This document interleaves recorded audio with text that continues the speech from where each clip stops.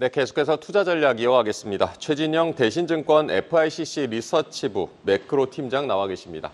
어서 오십시오. 안녕하십니까. 네, 팀장님. 요즘 최근에 워낙 증시에 기술주의 시선이 쏠려 있다 보니까 원자재 약간 저희가 소홀했던 것 같은데 원자재 최근 흐름은 좀 어떻습니까? 예, 원자재 같은 경우에는 최근에 보시면은 사실 좀 유가단에서는 아시다시피 올라왔다가 좀 조정을 갖다 받는 부분. 구리단에서도 사상 최고치를 갖다가 최근에 보면은 5월 중순부터 좀 조정을 갖다 받게 됐었습니다. 아무래도 대체재단에서 알루미늄으로 쏠림 현상 때문에 결국 수요가 일부 이탈하면서 조정이 발생했겠고요. 곡물 역시도 초반에는 결국 상승을 하다가 지금은 좀 조정을 받았고 이제 천연가스는 반대로 좀 산불대로 올라와 주긴 했는데 전체적으로 보면은 좀 불을 지폈다가 좀 조정을 받긴 했습니다. 근데 여기서 중요한 점은 아직 원자재, 특히 에너지, 곡물, 산업금속의 가격의 상승을 갖다 일으키는 기상이변단에서 라니냐가 아직 시작도 되지 않은 상태고 그렇기 때문에 좀 이번에 조정이 발생한 부분에 있어서는 좀 더 제가 볼 땐 저가 매수의 기회인 측면에서 매력적인 구간으로 조정받고 있다. 최근의 흐름은 이 정도다라 봐주시면 될 것 같고요.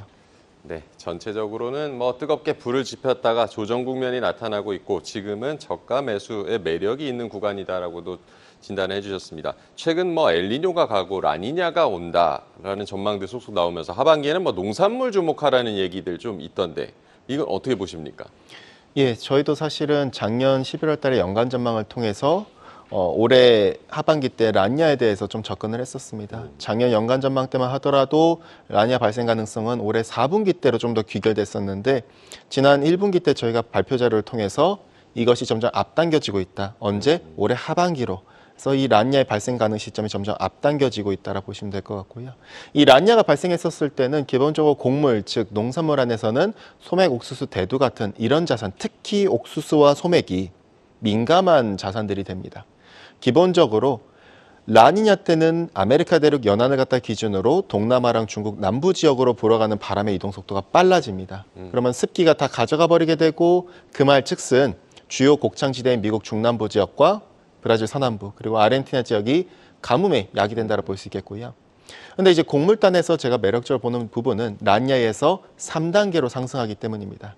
라니냐가 됐었을 때는 올해 여름철, 특히 9월까지 중국 남부 지역에는 라니냐에서 습기가 집중되게 되고 평년보다 더 많이 그러면서 폭우가 야기되겠고 장마 기간이 길어지면서 2020년 때 여름 때처럼 그 당시 때 산샤 때 무너진다라는 유언비어가 돌 정도였는데 당시 곡창지대 미국 중국 남부 지역이 파괴가 되면서 왜? 물을 방류했었으니까요. 네. 방류하면서 곡창지대 파괴되고 중국은 세계 최대 곡물 생산지이지만은 대부분 자급자족합니다. 근데 이것이 사료용으로 돼지의 사료용으로 들어가는데 이것이 수급의 미스매치가 나타나면서 중국의 수입 확대 기대감 때문에 당시에도 9월까지 옥수수가 달려갔었거든요. 이번 역시 저는 중요하게 주목해야 된다고 볼 수 있겠고 두 번째로는 겨울철 한파단에서 10월부터는 라니냐발 한파가 더욱더 본격화되고 북극 한파의 재개 가능성이 야기됩니다. 그렇게 됐었을 때 기본적으로 우리가 곡물단에서는 결국 석탄 천연가스가 남방향이기 때문에 올라가게 되고 이를 원료로 삼는 질소의 비료단에서 비료 생산 기업들 단에서의 마진단에서의 문제가 두드러지고 이는 다시 또 원료로 삼는 소맥이나 특히 옥수수 같은 애들이 자극받을 수 있기 때문에 2차 상승이 10월부터 익년도 2월까지 3차 상승은 올해 하반기 파종 시즌 때 라니냐발 가뭄이 발생하는 미국 중남부나 이들 지역은 내년 3월 달에 수확되는 시즌 때 가이던스가 공급이 하향 조정될 수 있기 때문에 이같이 1, 2, 3단계로 라니냐단의 곡물을 긍정적으로 바라보는 이유라고 접근하시면 될 것 같겠고요. 네, 라니냐 발생 가능성이 앞당겨지고 있다. 북극 한파 재개 가능성도 있고 곡물 가격이 단계적으로 앞으로 상승할 수 있다는 점을 짚어주셨습니다. 국제유가는 지정학적 리스크에도 조금 안정감이 있었는데 최근에는 좀 꿈틀대고 있는 것 같기도 하고요. 국제유가 전망 어떻게 보십니까? 네, 유가단에서는 최근에 조정을 보였지만 저는 오히려 되게 매력적인 저가 매수 기회라고 좀 접근을 했었습니다. 기본적으로 하락했었던 원인들을 살펴보면 사실 수급적인 요인이라 보기보다는 대부분 CTA 알고리즘 매매가 대부분이었고 즉 사실상 컴퓨터에 의한 기술적 거래에 대해서 매도가 너무 과도했다는 측면에서 유가는 오히려 매력적이었고 에너지 생산 기업들도 그렇기 때문에 덩달아 좋았었다라 볼 수 있는데 그 다음부터는 유가 여전히 저는 지금이 바닥 구간이라 보고 있습니다. WTI 기준, 연말 기준으로 봤었을 때 배럴당 95불을 갖다 상단을 목표로 점점 여전히 연말까지 회복되는 방향이다라고 접근할 수 있겠고요. 그 같은 근거에는 지금 하단인 이유가 세 가지. 첫 번째, 미국 에너지부가 전략 비축률 다시 보충하기 시작했다는 점. 비축 관련된 정부 산하 기구들이 원자재를 사고 있다는 거는 중국도 그렇고 우리나라도 그렇지만은 대부분 원자재가 그 말뜻은 일종의 바닥 구간이라 우리가 좀 더 해석할 수 있겠어요. 두 번째 같은 경우에는 계절성이죠. 중동 산유국들, 즉 드라이빙 시즌이 시작되는 상황에서 중동 산유국들은 냉방 시즌이 시작됩니다. 이들은 전력원의 40% 이상이 석유이기 때문에 우리랑 달리 석유 수출을 통제하기 시작하거든요. 언제까지? 9월까지요. 그럼 수급이 타이트해지는 구간이라 볼 수 있겠고 세 번째로는 오펙 플러스 단에서 여전히 단계적 증산을 갖다 선택을 했지만은 이는 어디까지나 제가 볼 때는 좀 더 상황에 따라 단계적 증산을 처리할 수 있다라는 문구를 갖다가 삽입했다는 측면에서 유가의 하단을 지키겠다라는 재정균형 유가로 보면 지금 여기서 유가 더 빠졌다가는 사우디는 네옴시티고 뭐고 사실 굉장히 흔들릴 수밖에 없습니다. 재정이 어려워지니까요. 결국 유가 단에서 방어하는 요인들이 확인됐다는 점. 그럼 어째서 상승을 이야기하느냐? 제가 볼 때는 크게 결국 계절성과 라니냐가 중복되기 때문입니다. 즉 계절성 단에서 주요 공급 지역인 휴스턴 단에서는 허리케인 시즌이 이제 찾아옵니다. 그럼 11월까지 이제부터 공급 차질이 심화되겠고 특히 엘니뇨가 아니라 라니냐 때 허리케인은 더욱더 휴스턴은 강타를 열심히 한다라 본다면은 EIA도 지지난주 때 그래서 이 부분을 지적하면서 올해가 우려된다라고 지적을 했었겠고요. 두 번째로는 한파 단에서 휴스턴 지역은 온화한 기후 때인데 이 지역은 라니냐에서 제트 기류가 꼬이게 되면서 북극 한파가 내려온 적이 있습니다. 언제? 17년도, 18년도, 2020년, 21년, 22년도. 즉 러우 전쟁 때문만이 아니라 이 같은 라니냐발 임팩트가 감안하면 폭설에 의해서 송유관, 가스관 동파되면서 가격단의 문제. 결국 우리가 좀 더 천연가스도 그러면은 어떻게 보면 난방 수요로 올라간다면은 이는 대체 연료인 석탄을 자극하고 대체 연료인 석탄은 난방유까지도 자극을 하기 때문에 난방유가 결국 유가의 꼬리가 몸통을 흔들렸던 과거의 사례를 감안하면은 이번 역시도 굉장히 유가 단에서는 저는 매력적인 하단이고 다양성 단에서 굉장히 긍정적인 방향으로 좀 접근해야 되지 않겠는가 볼 수 있겠고요. 네. 유가 지금은 바닥 구간이다라고도 정리를 해볼 수가 있겠습니다. 최근에는 천연가스 선물이 급등했다는 소식이 나오기도 했고, 팀장님께서는 올 초 바닥을 찍었던 천연가스 본격적인 상승 시점은 4분기라고 말씀을 해주셨었는데 이건 어떤 배경이 있을까요? 예, 일단 가스가 최근에 천연가스 헨리허브 기준으로 반등을 했었던 그 원인을 살펴보죠. 그러니까 거의 한 1.5불대에서 3불까지 왔어요. 왜 이렇게 상승할 수 있었느냐? 이유는 간단합니다. 크게 두 가지 측면인데 첫 번째 엘니뇨 끝났어요. 엘니뇨가 끝났다라는 점, 엘니뇨가 끝나고 이제 점점 라니냐로 변화되는 구간이에요. 그와 같은 상황에서는 제트기류단에서도 마찬가지로 이 같은 어떻게 보면은 여름철에는 더 무더위가 집중될 수 있는 시즌들이 다 찾아오거든요. 그렇게 됐었을 때 바로 두 번째인 냉방 시즌입니다. 여름철에는 냉방 수요가 급증을 하게 돼요. 전력단에서 수요가 더 급증하게 되고 전력원은 천연가스이죠. 그렇기 때문에 7월 말까지는 천연가스 재고는 이제부터 감소되는 구간으로 들어갑니다. 그럼 바로 다음 달 말까지는 우리가 가스를 긍정적으로 바라보는 접근하는 부분이겠고요. 다만 어째서 제가 4분기 때가 더 매력적이라 말씀드리냐면은 바로 난방 시즌입니다.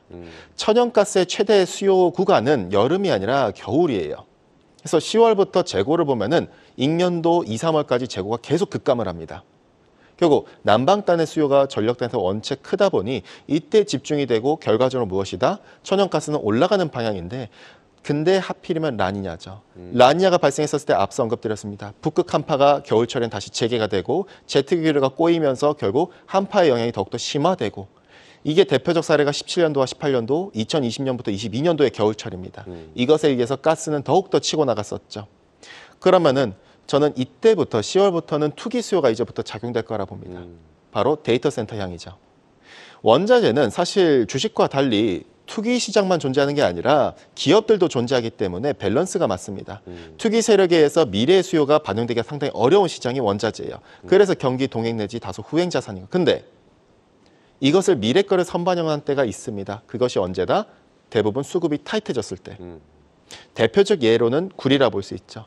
구리가 사실 연초 때부터는 폐광 이슈로 광산들이 폐업하는 이슈로 가격이 달려간 건데 4월부터는 저도 그때 자료를 썼지만 4월 초 때 데이터 센터라는 기대감을 투기 수요가 강제로 끌고 올 것이다라고 좀 접근을 했었어요. 그러면서 사상 최고치로 가버렸었죠. 마찬가지입니다. 미래를 원래 반영하면 안 되는데 2030년에 나올 수 있는, 2027년에 나올 수 있는 수요를 다 땡겨오는 게 투기 수요죠. 언제? 수급이 타이트해졌을 때. 그때가 바로 10월 달이 가장 적정 구간이고 가스는 지금 여기서 6불까지도 우리가 긍정적으로 접근하는 부분이 더 맞다라 볼 수 있겠고요. 그래서 이 같은 부분을 봤었을 때 우리는 라니냐의 임팩트, 라니냐에 베팅해야 된다는 측면으로 가스를 긍정적으로 바라봐야 되겠고요. 네, 천연가스의 최대 수요 구간은 난방을 하는 겨울이고 라니냐, 데이터 센터의 확장, 이런 투기 수요까지 합쳐서 4분기 천연가스 10월부터 본격 상승할 것이다. 더 큰 상승이 이뤄질 수 있다라고 전망을 해주셨습니다. 국제 알루미늄 가격, 지난달 말에 고점 찍은 뒤에 좀 조정 중이지만 시장에서는 좀 낙관적으로 보고 있습니다. 앞서 나오셨을 때 팀장님께서도 알루미늄의 추가 상승 여전히 유효하다고 보셨는데 어떻게 보십니까? 예, 알루미늄은 저는 되게 긍정적으로 접근합니다. 제가 작년 말에는 금을 사자 콜하고 올해 3월 말에는 금을 더 늘리기보단 구리를 콜하고 그 다음에는 이제 4월 말부터는 구리를 더 사기보다는 이제부터 주목해야 될 게 알루미늄이다라고 계속 콜을 하는데요. 그와 같은 배경에는 사실 대체 수요라는 격이 있습니다. 구리가 최근에 조정을 받는 이유는 중국의 수요 약화도 아닙니다. 중국의 재고가 늘어나고 있지만은 LME 거래소와 CME 거래소 러시아산이 퇴출됐기 때문에 죄다 중국으로 몰려갔기 때문에 중국의 재고가 늘어난 건데 최근에 구리가 조정받는 이유는 대체재인 알루미늄이죠. 즉 구리 가격과 알루미늄 가격의 상대 성과가 4배 정도가 도달했을 때 가공기업들은 너무 구리가 비싸니 알루미늄으로 수요를 대체를 합니다.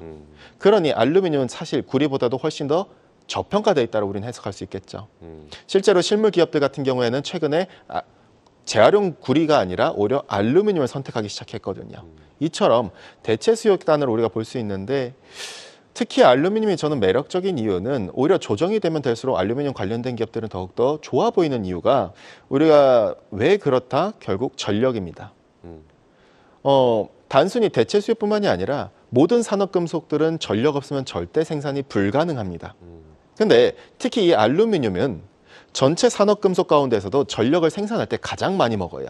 그래서 사실 모든 산업금속 중에 상용화가 제일 뒤늦게 된 산업금속이기도 하거든요. 구리 대비 12배에 달하는 전력을 소비합니다. 생산을 할 때. 리튬보다도 훨씬 더 많아요. 그렇다 보니 무엇이다? 결국 전력 가격과 동행합니다. 그래서 석탄 가격과 차트를 같이 그려보면 알루미늄은 동행합니다. 그 말 즉슨 앞서 제가 말씀드렸다시피 결국 라니냐이에서 10월부터 남방단에서의 전력 수요가 더욱더 급증하는 구간으로 들어가고 특히 라니냐가 그걸 더 심화시킨다면은 알루미늄은 뭐다? 결과적으로 남방향단에서 전력 가격 같이 튀어 올라가죠. 전력원인 천연가스와 석탄과 같이 튀어 올라가게 됩니다.